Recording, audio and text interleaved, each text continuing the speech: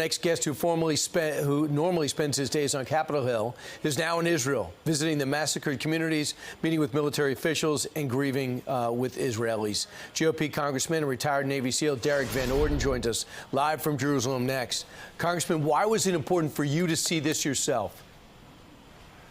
Well, Brian, we've got to understand that Jews are being slaughtered at a level that they have not since the Holocaust. And we need to make sure that this story gets out to the world. And I'm able to do that from the platform of being a United States Congressman. So yesterday I went down to a bunch of the different kibbutzim and sites where all these massacres have taken place, and it's absolutely horrific. Earlier you posted a picture of me standing next to a man that was in one of the villages that was assaulted. And we're standing, what you can't see in that picture is we're looking about 30 meters ahead of us, that picture that's on the screen. 30 meters ahead of us is the house that his mother and father were slaughtered in, and they're both Holocaust survivors. So what's taking place is horrific, and it's unbelievable that Iran would have the capacity to do these types of actions. Nobody has to sober you to the evils of war, but could you put in perspective some of the things that you saw, and for everyone at home who doubts the severity of it or seems to have forgotten it and wants to march for Hamas later today? Brian, I spoke to the person who picked up those decapitated bodies of children. I spoke to the person who physically picked up the corpses of women who were naked and handcuffed and brutally raped and then murdered. I spoke to the person that was responsible for cleaning up hundreds of bodies from that rave where young people were killed.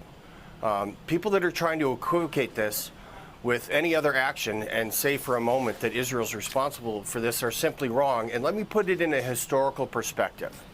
People say, shouldn't Israel be held accountable for what's taking in Gaza now?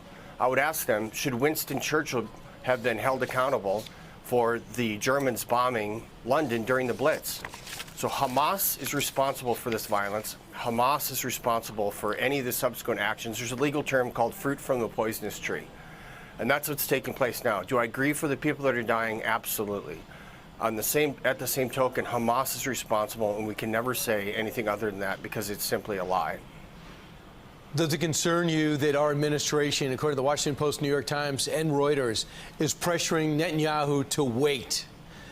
We're telling them what to do because we have so much leverage because of the material that we provide. Does that bother you, or do you like that?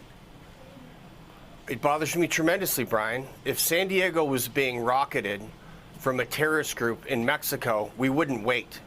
And we wouldn't expect Israel or our allies to tell us to take it easy on the terrorist group who would be rocketing San Diego from Mexico. It's inappropriate. And to give the Hamas terrorists an additional $100 million is simply unforgivable. I cannot remember any time that Winston Churchill again said, hey, we must make sure that we get enough humanitarian aid to the German civilians who are being bombed because Hitler started the war. So you can't square that or circle that square. It's impossible to do so. And we have to remember what's taking place in Israel right now is Iran's fault. Their proxy is Hamas, and they've conducted these attacks, and any of the subsequent horrific events that take place are a direct result of that. And we still have to worry about a multi-front war. Hezbollah is picking up their attacks and vice versa. Iran's meeting with the Hamas leader today, maybe right now.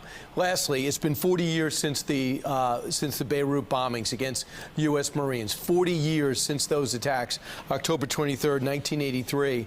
These terrorists love anniversaries. Knowing that there's been 169 men who have turned up on the terror watch list at our border. That's right. Should we worry about this? I have no knowledge of specific intelligence, but the answer is yes. And let's remember, the Iranian government finally came clean and said that they worked with Hezbollah to attack the Marine barracks. So this is just happening over and over and over again. And that's why I believe right now it is absolutely time for a reckoning with Hamas. And if Hezbollah gets involved in this, it'll be a time for a reckoning with them also.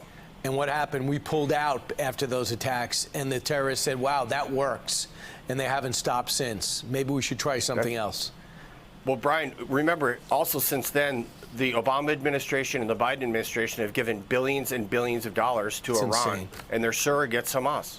Yeah. Time to stop. Yeah. Can we give up on that? And can they admit they were wrong? That would certainly help. Congressman Derrick Van Orden, in the eye of the storm, thanks so much.